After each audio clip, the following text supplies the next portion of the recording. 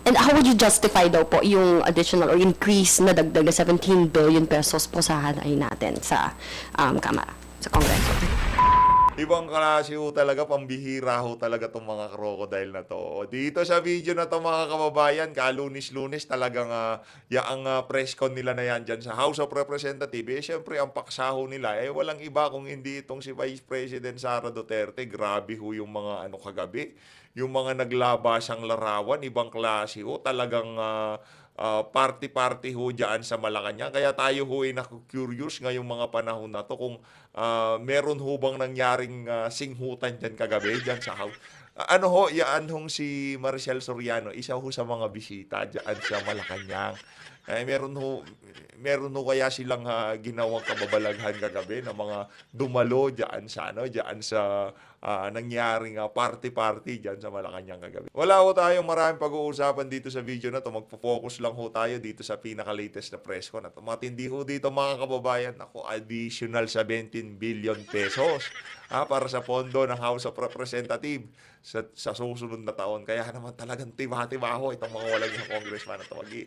Ito na ho mga kababayan, umpisa na ho natin ang ating video. Okay, game. Namano ho tayo dito sa mga young guns. Umpisa na ho natin ito mga kababayan. Po yung iba. What can you say about the 12 billion budget cut po sa Department of Education na ngayon po maraming criticism saying na it's unconstitutional na mas malaki pa po yung budget ng DPWH kumpara sa education sector even if you combine the Department of Education and the SUCs? Nako. Actually, katulad nga ng pinag-uusapan namin kanina ni Kong Jude, ano? Pag pinagsama-sama mo kasi yung budget no, ng Education, Department of Education, CHED, SUCs, no, TESDA, mas malaki pa rin ang budget ng nilalaan ng ating pamahalaan sa edukasyon, no? Kaya kailangan tignan natin ito in totality, no, kung ano yung binibigyan no ng pondo ng ating gobyerno, at dito pinapakita natin na binibigyan talaga natin ng importansya ang edukasyon. Second, syempre kailangan din natin tignan no yung utilization rate ng Department of Education. Naku po. Dahil kailangan din naman nilang explain lalong-lalo. Buti na lang ho talaga, wala na dyan si VP Sara o Department of Education na naman. Paano na lang kung si VP Sara pa secretary, di talagang baka siniro budget ho yung Department of Education. Kaya okay na ho yan na hindi na si VP Sara ang secretary dyan sa Department of Education. At saka feeling mo natin, yung sinadyayan para makapagpapogi si Marcos Jr. Na yung kanilang computerization program no na sinasabi nga na hindi napondohan, pero pinondohan kasi natin yan nung panahon na ang secretary ng Department of Education si Vice President Sara Duterte. Nakita naman natin yung nangyari, no? Ang dami-daming mga laptops na nasa mga warehouses pa na actually na hindi pa na-deliver, no? So kailangan explain muna nila no yung mga programa kung paano ginagamit yung ibinibigay sa kanila na pera ng ating pamahalaan. Kasi hindi naman po pwede na bigay na lang tayo ng bigay na hindi naman nila na-account kung paano nila ginamit yung pondo. Bakit kayo? Bigay lang kayo ng bigay dyan sa akap na yan, dyan sa mga ayuda. Di naman kami nagre-reklamo. Pero yung para sa education ng ating mga kabataan, talaga namang ginipit nyo dito sa budget na to. Kini-question ho nila yung bigay ng bigay. Anak ng tawa. Ibang klase ho talaga to si G. Kongkong. Oo. So, again, napaka-importante no ng edukasyon dito sa ating pamahalaan, dito sa ating gobyerno. Binibigyan ito ng importansya. At hindi totoo na hindi ito mahalaga dahil talagang education pa rin yung may pinakamalaking budget na pinaglalaanan ng ating gobyerno. Dagdagan ko lang yung sagot ni Kong Jay. No? Of course, the House is very confident with the Secretary ng DepEd, si former Senator Sani Angara. And alam po natin na yung naalat na budget will also be responsive enough na kaya niyang i-address yung needs ng education sector natin. Again, nung pagka-assume pa lang nga po niya sa budget briefings, yung continuation ng budget briefings nun, he was able to address most of our questions. So again, we are confident that the budget given to the Department of Education is very responsive, and it will be responsive sa needs po ng ating mga students, sa ating mga teachers, at sa mga pangangailangan po. Thank you. In addition lang sa sinabi ni Paolo, no, ni Kong Paolo, dapat makakita din tayo ng improved utilization rate, no, ng Department of Education. Bago din natin sila bigyan ng pondo. Dahil ayon mismo sa ating COA report, no, DepEd disbursed only 2.75 billion of its 11.36 billion sa 2023 budget for ICT equipment, no. So talagang nung nakaraang mga panahon, nagiging notorious ang DepEd, no, sa pagiging delay nila sa kanilang mga procurement, no. At lalong-lalo na yung pag-uphold nila ng transparency and accountability. Naku po, Kaya yan na dapat nga talagang ba? Talagang, ano ho yan, sa tingin natin, sinadya ho talaga nila yan para makaisa pa sila dito kay VP Sara. Tingnan nyo, sila na ho ang may kapalpakan sa budget, si VP Sara pa rin ho sinisisi. Anak ng tawa nangyayari dito sa mga congressman na to. ipakita ng Department of Education ngayon na talagang nagbago na sila at may dapat improve talaga nila yung paggastos, no, ng pondo ng ating pamahalaan ng responsable. I just wanna add context na sa sinabi ni Kong Paulo at ni Kong Jay, no. Tuwing nagbabalangkas tayo ng budget, hindi to parang grocery list na lahat ng kailangan natin ipasok natin kaagad. Dahil kung tatanungin mo ako kung ano mga pangangailangan ng bansa, lahit na sabihin na natin sa larangan ng edukasyon, lahat to pwede nating ipasok dyan. Kakulangan ng classroom, kakulangan ng teacher, maraming pong pangangailangan. Pero pag tuwing nagbabalangkas tayo ng budget, hindi lang ho natin tinitignan ang ano ang kailangan paggastusan, inaaral din natin ano ang kapasidad ng ahensyang itong gastusin yung perang binigay sa kanila. At the numbers won't lie, and it's quite unfortunate. Akala ko kung paano makakapagnakaw yung mga congressman. Sorry, hindi pala kasali yun sa listahan, no? Kasi base dito kay VP Sara, no, yung pati yung budget ng Department of Education noong panahon niya pinakialaman ng mga congressman. Kaya talagang nagkagulo ang Office of the Vice President at ang House of Representatives. Sorry man. Kalimutan ko, sir. Hindi pala kasali yun, no? Kala ko kung paano makakaninok yung mga congressman. Ganun ang iniisip nila. Pagka nag-allocate sila ng budget sa isang ahensya ng pamahalaan, unang pumapasok sa isip nila kung paano sila makakaninok doon sa ahensya na yun. Hindi pala kasali yun. Because we know Secretary Sani Angara to be a very good public servant, very efficient at what he does.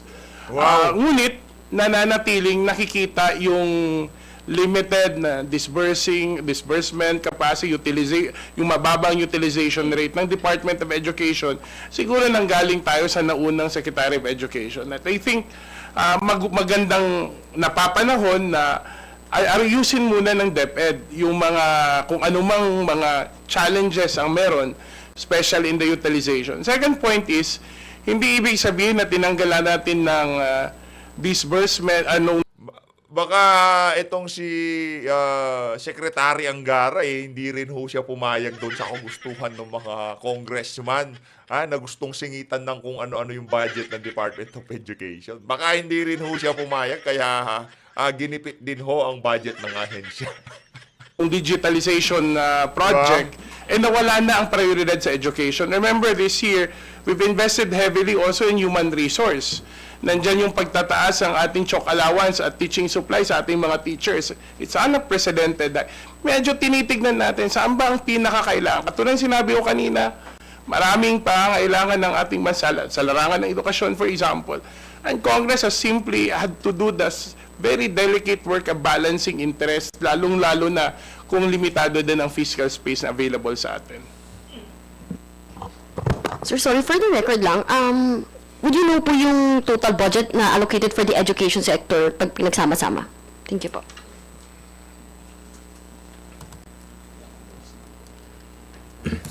Si Kong Jude, may total siya. Hindi naka-rate. Alright. Sige, sir. And how would you justify daw po yung additional or increase na dagdag na 17 billion pesos po sa hanay natin sa Kamara, sa Kongreso? Hindi na kailangan justify. Kitang-kita nyo naman, pagod na pagod sila sa pagbira sa mga Duterte.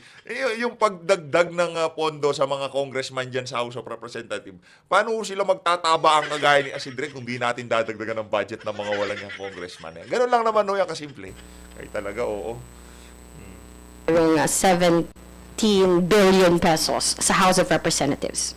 Kulang pa nga yung 17 billion na yun eh. 17.3 billion sa BICAM report. House naman, nakikita naman natin yung improvements, at least for example, yung infrastructure ng House ngayon. Nakita niyo naman with the modest budget na meron tayo last year, ang daming nabago sa House. And this is not a new facility. This was built in 1980s.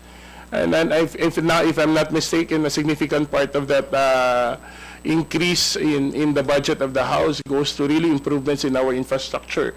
Sa ngayon, meron na ho tayong 300 plus congressmen, pero sa totoo lang ho, kinukulang din ho tayo ng mga tanggapan para sa mga kongresista, kinukulang din tayo ng mga tanggapan para sa mga committee meetings. Infrastructure. Ay, wag niyong questionin yung infrastructure. Yung 17 billion na yan na additional, pang infrastructure, para din ho yan doon sa mga contractor na congressman, siyempre. Para kumita na naman yung sila Kongs, di ba?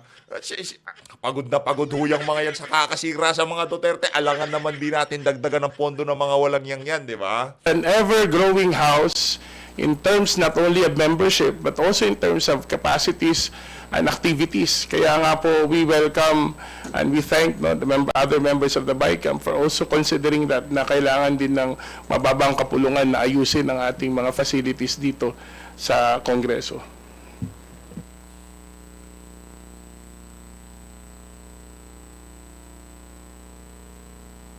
Po sa DPWH na additional budget nila, paano raw po natin din i-justify ngayon? Do I understand, hindi kayo part nung sa BICAM, ano?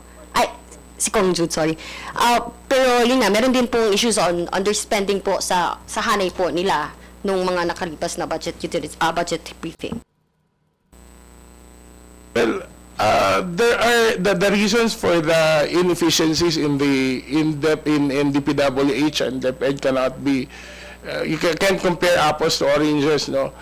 Sa DPWH, for example, a significant amount of the reasons bakit nagkakaroon ng inefficiencies is brought about, of course, by the weather. For example, nakailang bagyo tayo ngayong taon, nakailang bagyo tayo noong nakaraang taon. Yun po, bawas po yun sa maraming araw na ginagamit na pwede sana magamit natin sa pagkukompleto ng mga proyekto. I'm not saying that it's totally hindi natin kailangan tignan, but in the balancing of priorities, una, malaki ang direct na contribution ng infrastructure sa stimulus ng ating ekonomiya, for one. Second, we're looking at infrastructure that are critical sa ginagawa ng iba pang mga ahensya like mga classrooms, school buildings, evacuation centers, kahit nga yung mga hospitals din na ginagawa natin. Yan po mahalaga, lalo-lalo na as we try to also expand our economic growth. We remember, infrastructure will always be, the size of your infrastructure will always be the size of your economic growth. Malaking bagay po yun. Kaya po sinasabi ko, yung inefficiencies kung meron man, at alam naman natin yun, yung mga inefficiencies, mga slippage natin sa ating infrastructure projects, iba po ang rason, ikukumpara sa mga inefficiencies na nakita natin sa Department of Education. Hindi naman ho siguro delivery ng computers ang nagpatagal ng mga proyekto sa DPWH. Madalas talaga na pati ba naman yung pinag-uusapan DPWH, susundutan nyo pa diyan sa delivery ng mga laptops diyan sa Department of Education. Hindi naman ho, hindi ho sila naninira, in aid of legislation pa rin ho yung ginagawa. Kasi hindi ho, may kinalaman po ito sa klima, sa natural disasters, at syempre dyan po yung mga adjustments natin kasi lalo-lalo na sa costing, madali pong maapektuhan ang ating presyo ng infrastructure projects. Thank you. The next question will come from Vivian Gulia of ABS-CBN 2. Please proceed. Good morning po. Sir, ano yung implications? Kasi yesterday may lumabas na resulta from the PSA checking the yung mga Ayan na parang around 2,000 names and then parang Nako. 1,000 plus yung wala raw pong records. Ano po yung implications nito doon sa investigasyon ng good government? Si Piatos na naman ho ito. Kay BP Sara na naman ha. Wala pa ho tayong napag-usapan dito na hindi kinonekta kay BP Sara. Talaga namang umaga pa lang ang inaatupag na ho ng ating mga congressman kung paano masisiraan itong si BP. Diretso lang. Hindi naman siguro implication. So, kino-confirm lang po yung mga findings saka karamihan po ng mga tanong dun sa aming hearings, no, na yung mga tao na yon ay hindi po totoo at hindi nag-exist. Siyempre, na-magnify lang po to dun sa kasikatan po ni Mary Grace Piatos, pero meron pa po pala siyang 1,000 na mga tropa na kasama. So again, parang hindi naman na po kami nagulat doon.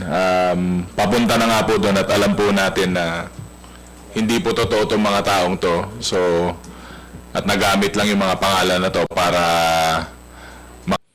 Hindi nga totoo kasi confidential yan di ba?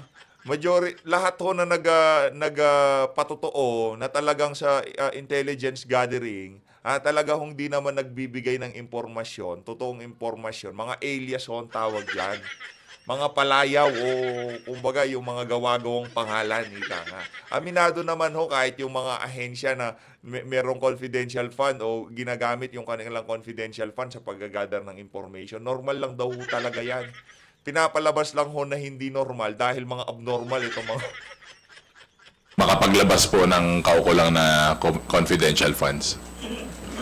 So, in addition sa sinabi ni Kong Pao, no, dito natin makikita na merong systematic fraud, no, na Systematic yan din ho mga set of congressman na yan. Sila din ho ang babanat dyan sa impeachment kay VP Sara. Di ba? Hindi pa nag-uumpisa yung impeachment. Talagang guilty na si VP. ginagawa nila, no, sa paggamit ng confidential fund.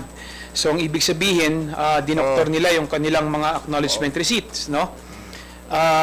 Sa madaling salita, parang ito yung mga nangyayari noon na ginagawa sa rekto, no? Dinodoktor yung mga dokumento. So, kailangan itong maimbestigahan, kailangan itong mai-forward din, no, sa ating mga ahensya ng ating pamahalaan para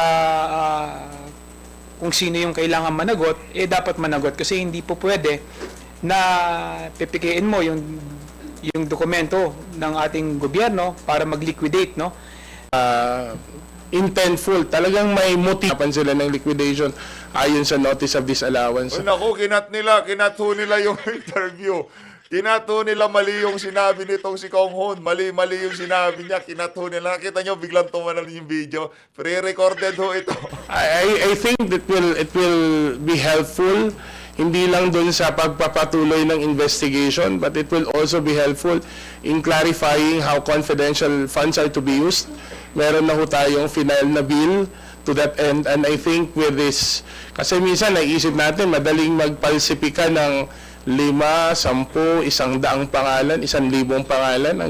Wala akong pinalsipika ang Office of the Vice President. Confidential ho talaga yon. Yung mga, alangan na mga, kunyari, PH update, ika nga, hindi na lang, si Pedro, Si Pedro, nagbenta siya ng impormasyon sa Department of Education, itong mga grupo na to, diyan na sila yung nagre-recruit, Itong grupo na to, sila ang nagpapakalat ng kung ano-ano diyan sa Department of Education, O, yung mga grupo na yan. O, pagka binigay mo yung tunay mong pangalan, kung sino ka, pagka nalaman ng mga grupo na yon na ikaw ang nagtusta sa kanila, yari ho kayo. Ganun ho talaga yon, intelligence gathering. Wala ho talagang pangalan na ibinibigay yung mga sources, yung mga asset. Hindi ho talaga ibinibigay basta-basta yan. Ha? Kahit tanungin nyo ho yung mga talagang nasa law enforcement. Hindi, yung mga nasa intelligence gathering, hindi, wala hong, yung kasi hong ano nito, yung ang pakay ho talaga nitong mga walang yang to, talagang masiraan lang itong si Vice President Sara Duterte. Pero yung kanilang explanation na bakit ganito ang pangalan, napaliwanag na ho yan ng mga law enforcer, talagang nandyan sa larangan ng paggagather ng intelligence. Wala, pagka ganun ho talaga ang kalakaran dyan. Ngayon, pinipilit ho nilang baluktutin yan. Kasi hindi naman ho ordinaryong pondo yung ginagasta ni VP Sara, no? Hindi naman ho basta-basta pwedeng ibigay sa COA na ito yung mga pangalan ng pinagbilhan namin ng impormasyon. Paano ho pagka kumalat yung mga dokumento na yun? Kagaya na lamang ng nangyari na yan dyan sa Committee on Good Government. Di lahat na lang ho ng pinagbilhan ng impormasyon ni VP Sara na kompromiso, nalagay sa alanganin. O kumusta naman ho yung mga taong nakalagay ang pangalan doon sa mga acknowledgement receipt na yon? Di nalaman ho nung mga nayari o nahuli ng Department of Education o nung panunungkulan ni VP Sara dyan sa ahensya na yan. Di babalikan ho ngayon yung mga taong pinagbilan ng impormasyon na yon. Kaya yung mga sinasabi ho nitong mga si Kong Hoon, yang si Asidre, naku, wag ho kayong maniwala sa mga yan. Napakasisinungaling ng mga pagmumukha pa lang. Kita nyo naman mga kababayan, kaaga-aga nagmamantikahang bibig niyang si Jude Asidre. Ganyan ho kasibayan, anak na to. Ang gagawa-gawa natin, malaking problema po yan. Alam nyo ano malaking problema? Malaking problema pagka wala na sa posisyon yung amo nyo. Alam nyo yan, malaking problema yan. At lahat kayo, mamumroblema dyan, sigurado tayo. Akala nyo tapos na kayo? Naku, hindi kayo tapos. Hindi kayo tapos. Sir, kasi yung Quadcom magpe-present daw ng parang partial committee report or parang progress report before the House plenary. I wonder if yung good government, meron din po bang ganitong progress report, and kasama po ba sa mga irerekomenda yung filing ng certain cases, etc., and against kanino po? I think meron lang ginawang summary nung last na hearing nung good government. Nandun yung mga batas na first yung mga findings na nakita ng mga Anak ng toko, inuunti-unti nyo pa, no? Kay VP Sara rin palang bagsak ng inyong press con. Mabihira talaga. Magpe-press con ho sila dyan sa House of Representatives. Meron ho silang iisang paksa. Walang iba kung hindi si VP Sara. membro ng komite. Second, yung mga batas na kailangang i-file, no? And I think in the later part also the cases that needs to be filed, no? Especially how yung amount of accountability at culpability ng mga SDOs, kasi sila po ang may critical role. At to be honest, ibabasehan natin yung rules ng yung joint circular, yung SDOs talaga ang mananagot. Subalit, nung committee hearing, ay narinig naman ho lahat na tinatanong mo ang SDO, palagi lang ho ang sinasagot, utos po ito ng ating pangalawang Pangulo. Well, naka-ready na yung ating committee report, no. Yun kay Chairman Joel, no. Magsasubmit na tayo ng committee report sa plenaryo at para Ayun. at least, no, malaman ng ating mga kasamahan sa Kongreso kung ano talaga yung nangyari sa paggamit, no, ng confidential fund ng Office of the Vice President and Ayun, Department of mga ba, matindi ho ang mangyayari mamaya. Akala ko bang partial committee report? Akala ko ba di pa kayo tapos? Ayaw nyo na? Ayaw nyo na ba kung tapos na kayo? Education. At may mga recommendation nga ang committee na kailangang magsampa, no, ng kaso, no, sa ating mga law enforcement agency. Kailangang panagutin sa maling paggamit ng confidential fund, ano. At para hindi na rin to maulit, at meron na rin tayo mga binabalangkas na mga batas, no, para at least hindi na mangyari ulit, ano, yung maling paggamit, no, ng confidential fund ng kahit anong sangay ng ating pamahalaan. At kung sino man yung makita, no, na may pagkakamali, ay kailangan managot, no, sa batas. kahit na ito kasing taas ng opisina ng Vice Presidente, yung mga disbursement officers, kung ito man kahit sino man ang pwedeng tamaan, ano? So kailangan may managot dito sa maling paggamit ng confidential fund ng OVP at saka ng DepEd. Saka yung may mga naiwan pa po na mga issues. Sabi ko nga po, pag in aid of legislation, very dynamic po ang trabaho namin. Kumbaga, walang tuldok. Depende po sa mga uusbong pa na issues. Pero meron pa po yung mga hindi natin na talakay po sa issues ng satellite offices, saka yung sa laptops nga po na matagal po nakaimbak sa mga warehouse. Tuad lang po. Sir, kasama na po ba dun sa nabanggit po ninyo na recommendation yung possible charges against the Vice President? And given the conclusions that you are making, napag-uusapan na po ba sa committee or sa majority yung impeachment complaint? Yung sa charges, saka findings, saka ano, I leave it to the chair kasi pag-uusapan po namin as a committee yan. Pero sa part po ng majority, hindi pa po nga namin napag-uusapan yung tungkol dun sa impeachment. Ilang press con ko na bang sinabi yun? Apat na beses ko na yata sinabi. Wala pa po talagang talks. I mean, may mga naghain na po ng impeachment complaints. But again, that's part of... Ganyan ho sila kasi sinungaling, di ba? Ganito kasi yan, timeline yan eh. Nung bago matapos yung 2023, tinatanong na ho sila dyan sa impeachment na yan. Dahil nagsalita itong si Castro, hindi niya ho niya mapigilan yung bunganga niya. No? Nagpa-interview ho siya sa Inquirer. Di ba? Yung merong linabag si VP Sara, may impeach si VP Sara. Mula noon hanggang nung nakaraang buwan talaga hong dinideny ho nila. Wala, nasa ano lang yan, taning lang yan si VP Sara. Di totoo, di mai-impeach. Walang pag-uusap ng impeachment. Ano hong nangyari mga kababayan, di ba? Sino talagang todo kong maka-entertain? Yang si Reginald Velasco. Noong dumating yung mga grupo nitong si Dilima, yung unang impeachment, pangalawang impeachment dito kay sa mga grupo nitong Makabayan, 'di ba? Makabayad, Makabayad ho yan eh. 'Di ba? Todo entertain ho siya. Pero walang impeachment. Pero yung pamunuan ng House, hindi man lang ho pinigilan sa kabila ng kontra nitong si Marcos Jr. diyan sa impeachment na yan. Ano lang ho yan? Good cop, bad cop, ika nga. Tsaka yung nangyayari sa Department of Education, yung budget ng DepEd, good cop, bad cop. Bawasan ni Tamba, magpapapogi ako, ibibito ko yan. Kailangan dagdagan yan. Di ba? Ganun lang ho yan mga kababayan. of the minority as a group. So, yun po. Thank you, Bibian. Moving on to the next question. Kat Forbes from Radio Pilipinas, you're recognized. Sir, tanong ko na lang po. Marami po yung mic, dito lang po sa likod. Sir, meron pong comment or statement si Senator Bato de la Rosa regarding po sa Quad Committee. Kanya pong sinasabi na ito daw po ay ginagamit para lang siraan ang former President Duterte. Ano po ang inyong comment regarding dito?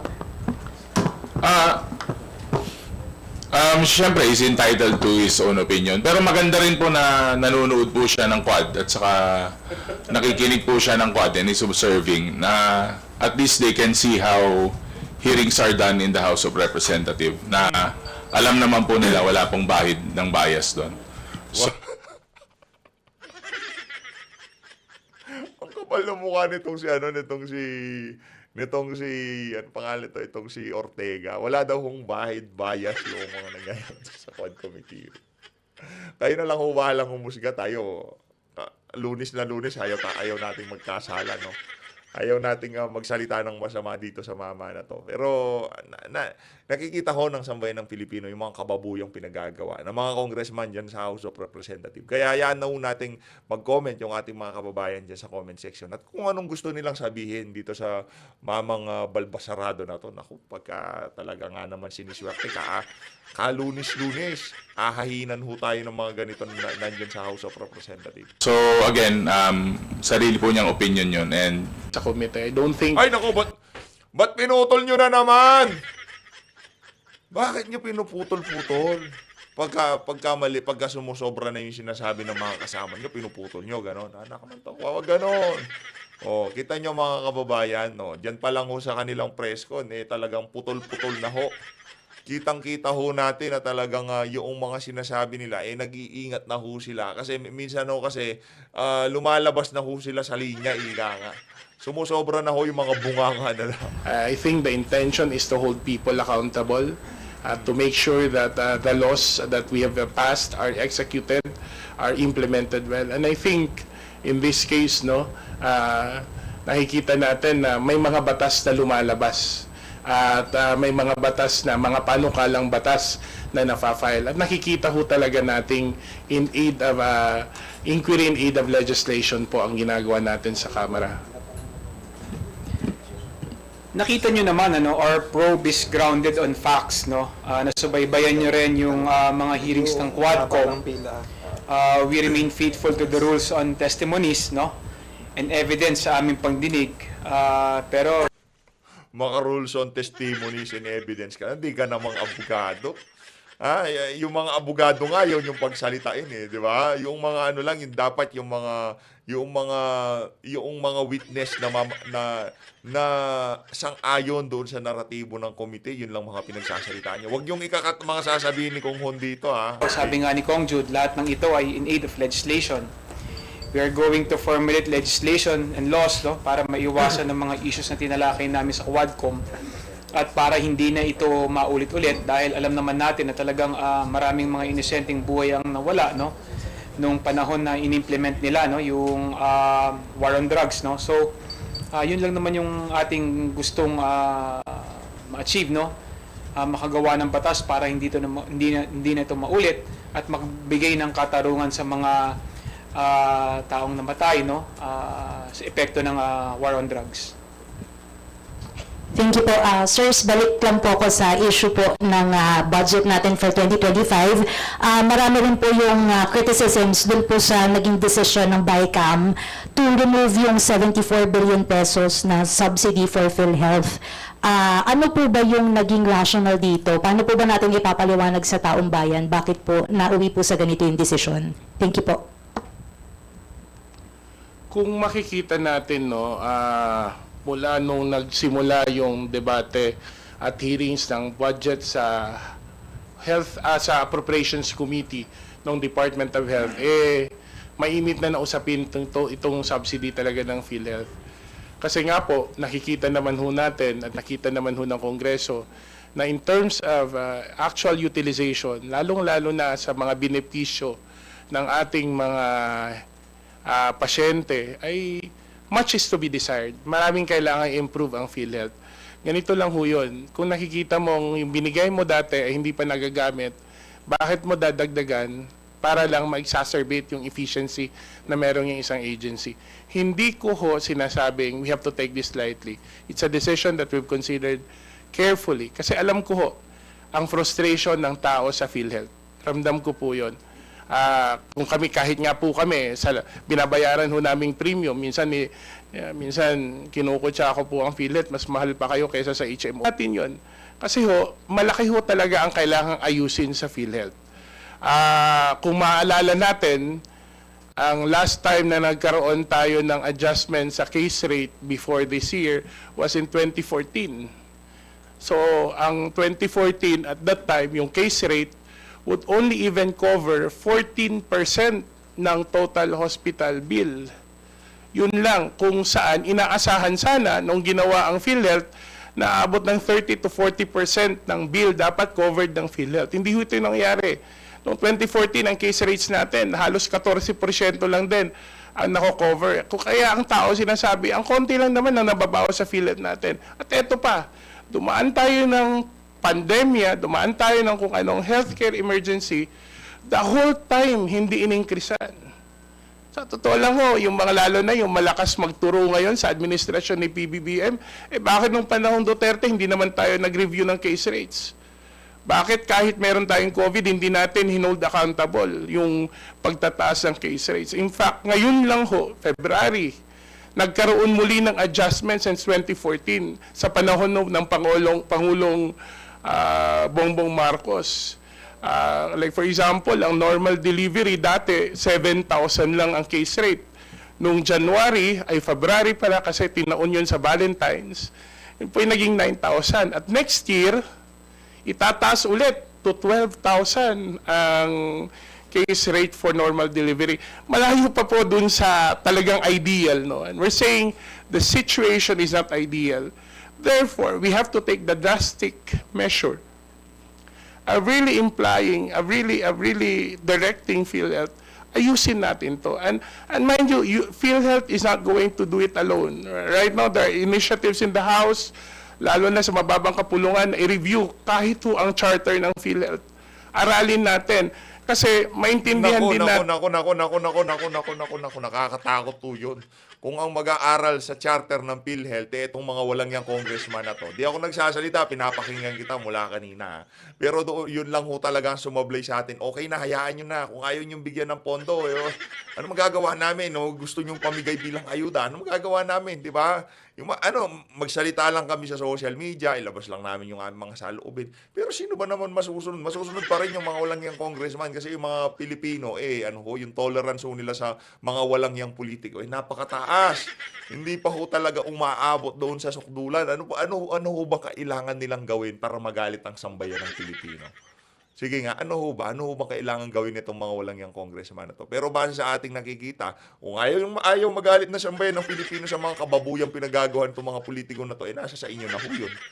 Pinapakita na ho natin sa mga kababayan natin. Marami namang nagagalit. Pero ang sinasabi ho natin dito, yung tipong kundinahin ho ninyo, hindi lang ho dito sa mga video na kagaya ng ilinalabas natin dito sa PH Update. Sa mga social media accounts, personal social media accounts, kundinahin nyo ho itong mga nangyayaring kabalbalan ngayon sa ating bansa. Kasi pagka nakita ho yan ng kamag-anak nyo, magkakaroon ng spark. Magkakaroon ng yung curiosity nila mag-aalab. Ano ba nangyayari sa PhilHealth? Yun ang una nilang naiisip. Pero dahil nananahimik ko ang karamihan sa ating mga kababayan or hindi ho sila nakikialam dito sa issue ng PhilHealth na to, naku, kayo ho mapipirwisyo dito mga kababayan. No? Yung mga nagbabayad ng premium, ngayon, kayo ho ang magbabayad doon sa medical expenses noong mga hindi nagbabayad ng premium dahil sakop po sila ng universal health care, ika nga, no? Kayo ang magbabayad doon sa kanilang mga gastusin, sa kanilang mga hospital bill. So, good luck na lang ho sa mga sa ating mga miyembro ng PhilHealth. Good luck na lang sa atin. Bayaran ho natin ng masaya sa ating mga kalooban yung kapalpakan ng ating pamahalaan. Ayos. Nauna ho ang PhilHealth before Universal Healthcare Law. Di ba? Ang Tama. Universal Healthcare Law, biglang lahat ng Pilipino member. Ang PhilHealth, when it was designed siya as a national insurance agency. Siyempre, ang level sabihin na lang natin, ang epekto ng subsidiya, nag-iba din ang dynamic sa loob ng PhilHealth. So, kailangan nating examine ulit yun. Sapat ba na pagsamahin sa isang ahensya ang universal healthcare at ang national insurance? Those are the questions that we need to answer. As well as, Hindi. Yung kasing infrastructure, gawa na yan nandiyan na yun sa PhilHealth. Kaso, ngayon, meron na hong pinagkuhanan ng pondo yung universal healthcare. Nandiyan na ho di ba? Yung syntax law o yung subsidiyang manggagaling sa pamahalaan, nandiyan na ho. Yung para doon sa mga hindi kayang magbayad, ginawa ng paraan ng pamahalaan. Ngayon, magpapa-implement ang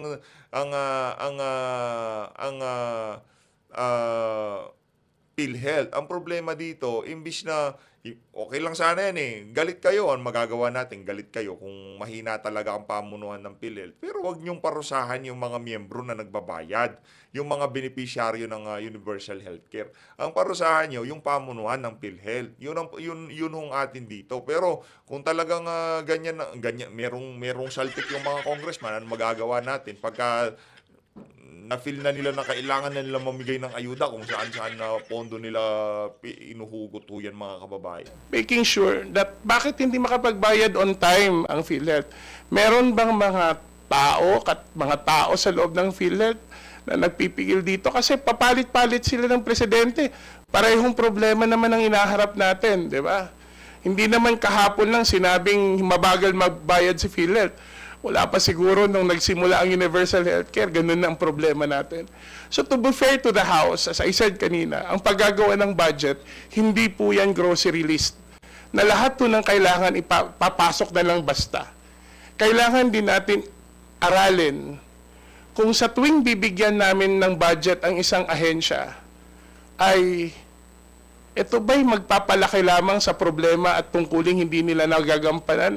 O ito ba'y magre-resulta sa mas maayos na serbisyo? Ang challenge po natin sa PhilHealth, let's work on both. Let's work on ensuring that you're efficient. Second, let's continue expanding the case rates. Now, based on the assessment of Congress, they have more than enough funds to cover for at least next year. Diba? Kasi kung dadagdagan natin yon, lalaki ulit yung inefficiency. Hindi, ang problema kasi next year, okay na yan, meron pa naman pala pera next year. Kailangan namin ng pera next year kasi election time na eh. Kaya kailangan, kung lahat ng pwedeng pagkuhanan ng pondo, kailangan namin kunin lahat yan. Kaya yun, napagdiskitahan nila yung pondo ng PhilHealth.